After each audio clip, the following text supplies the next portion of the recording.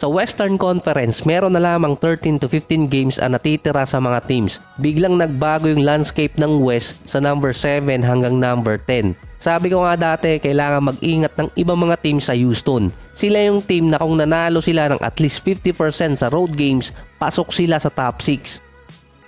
Mula kasi noon, 8-2 ang Houston at nagbigay ng tig-isang talo sa Suns, Sacramento, kasama na dito yung Cleveland sa East na wala pa noon si Alperen Sengun dahil sa injury. Ang Houston may natitira pang 14 games, 2-3 record ang hahabulin nila kontra Golden State. Nasa Warriors pa yung tiebreaker. Sa next 5 games, kapag ang Houston naka 3-2 record at ang Golden State naka 2-3, may matitira pang mga games doon at magiging dikit pa ang laban ng Warriors at Houston para sa number 10. Open pa yung nag-iisang spot dito sa play-ins. Nag-iba din ang injury report kay Alperen Sengun dahil nga sa chance ng Houston. Una kasing ni-report doon, out na siya sa regular season. Ngayon nabago yung report at si Sengun posible pang makabalik.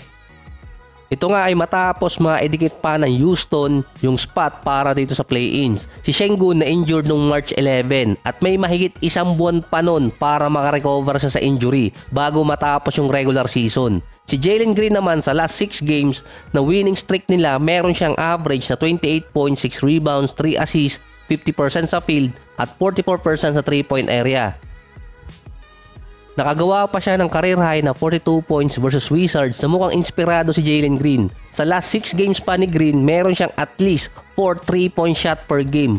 Ang taas ng inangat ng game niya since sa last 6 game. Naipit naman ang Golden State sa pagitan ng Lakers at Houston. Ang Dallas naman, so sila may sabi nito na base sa scouting report, mas papabor sa kanila kung makukuha nila yung number 6 spot dito sa playoffs at makakatapat ang either OKC or Minnesota dahil sa playoff experience. So sabi nyo nga, bilog ang bola at hindi naman pwedeng maliitin yung OKC. Pero sa dalawang teams na yon, yung Minnesota ang may problema sa player dahil injured si Towns, si Rudy Gobert injured din. Pero si Gobert pwede makabalik agad dahil meron siyang left rib sprain. Saka may poproblemahin pa ang Dallas bago talaga yung top 6. Yun kasi ang unang senaryo doon. Yung ikalawa, kapag ang Dallas nasa play-in spot, ito yung number 7 hanggang number 10.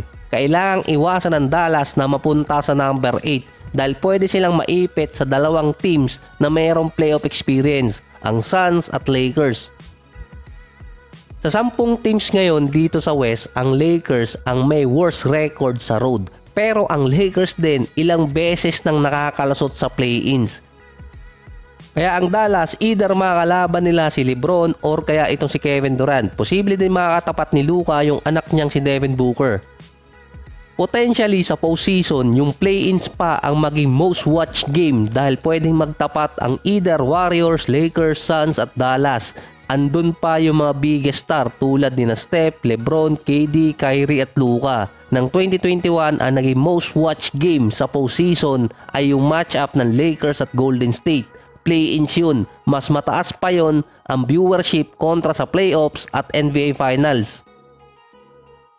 So magiging problema yun sa NBA papasok ng kanilang bagong deal sa mga TV networks na yung mga biggest games na merong biggest star at magiging most watched game ay nasa play-ins, hindi sa playoffs. Ang Dallas din nasa 40 wins na ngayon. 3-3 advantage sila, nasa kanila pa ang tiebreaker bago bumagsak ng number 9. Ang Dallas meron pang 13 remaining games. So meron kasing mga games na winnable talaga para sa mga teams. Tulad nung sinabi ko doon sa Orlando at sa Miami Heat. Pero yung next 9 games ng Dallas, 50-50 chances yun para sa kanila. Dahil yung makakalaban nila doon, naghahabol din ng spot dito nga sa play-ins or playoffs. Pero mostly playoffs yun dito sa West.